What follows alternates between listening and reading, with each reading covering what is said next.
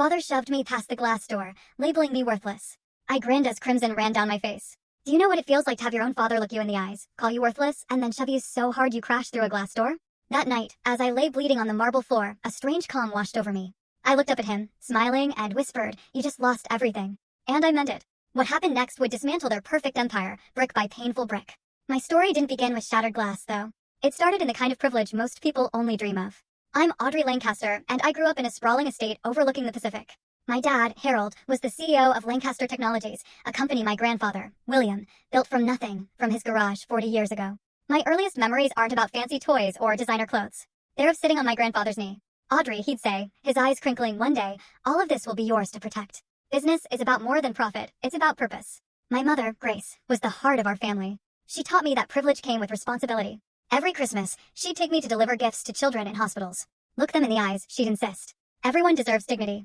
Everything changed when I turned 12. Mom was diagnosed with aggressive pancreatic cancer. 3 months later, she was gone. Just like that.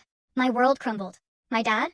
He retreated into his work, leaving me to grieve alone. I'd sneak into her closet, just breathing in the fading scent of her perfume, desperately trying to remember the sound of her laugh. Then came Stephanie. Barely 11 months after Mom's funeral, Dad introduced me to his new girlfriend. 6 weeks later, they were married. She was 20 years younger than him, with perfectly manicured nails that dug into my shoulder when she hugged me for photos. "We're going to be such good friends," she cooed, her smile plastered on for the cameras. 2 days later, her son, Douglas, moved in. He was 17, handsome, and immediately became the sole focus of my father's attention. What started as showing him the ropes quickly morphed into grooming him as the heir apparent.